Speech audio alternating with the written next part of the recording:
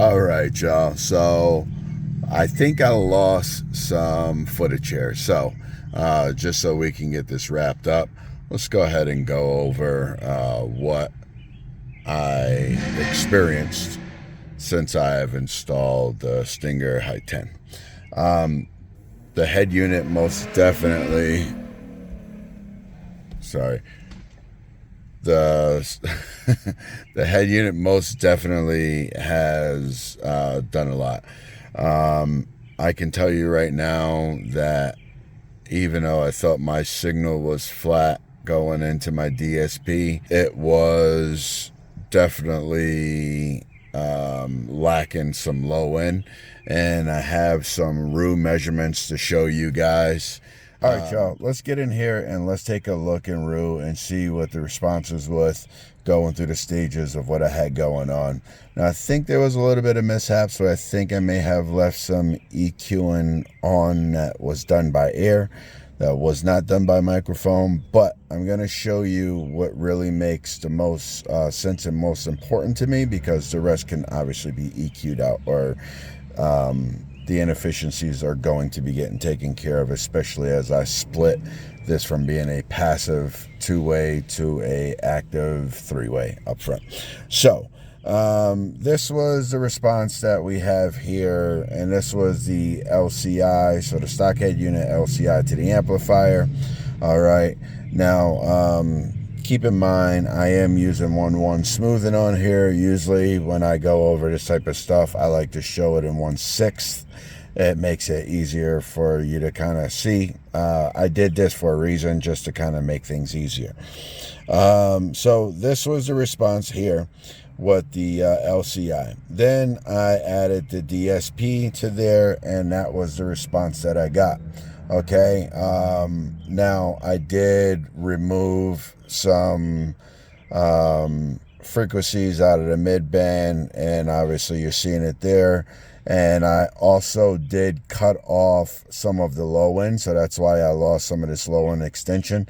It just sounded better by ear. So then I added the Stinger head unit, and I had a little mishaps with my DSP where I kind of messed up the plug, and I had to fix it. It wasn't contacting one of the pins, so it wouldn't turn on. So I actually had to drive like this for like a week until I had time to get that fixed. Now, one thing that we'll start to see here is, let's get some of this stuff off, is the amount of frequency that we picked up, you know, at, let's just go with 30 hertz.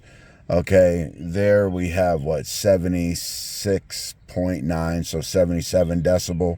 And then with the Stinger, without the DSP, we went up to 81. That's a big jump. So 81 to 76, yeah. Then when I did get a chance to add my DSP back, that's what we got there. So the low end really came in. And now I don't want to say it's like it's more bass. Now these two with the DSP, there is EQing on the low end frequencies, the first few bands.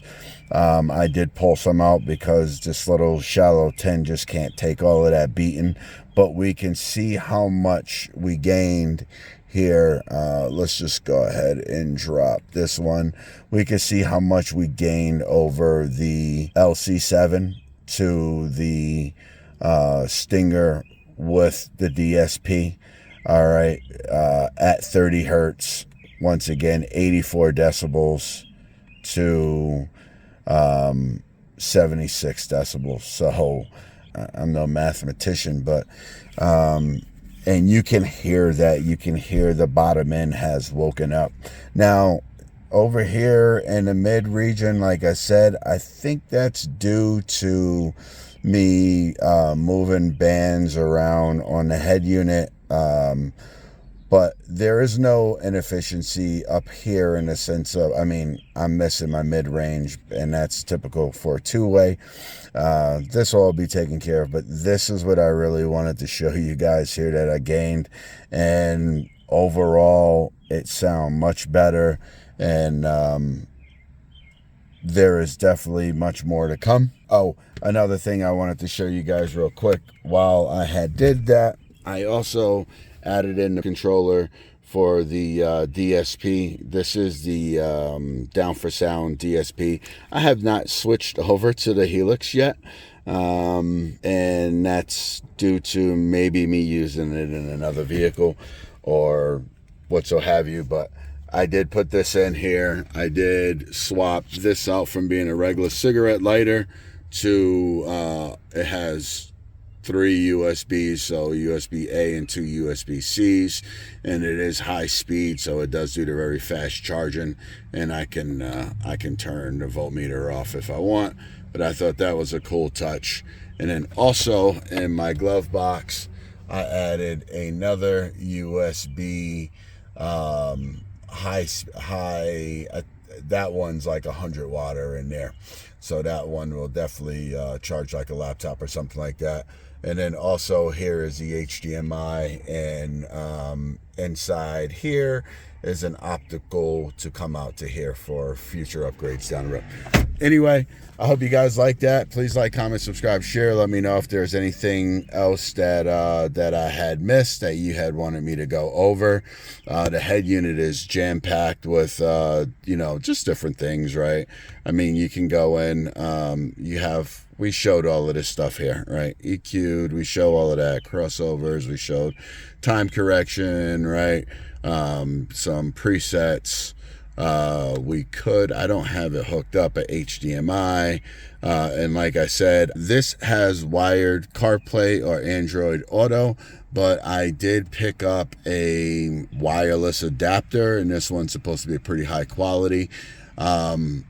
I will do a video on that for you guys to check that out at some point. But anyway, until next time, y'all, peace.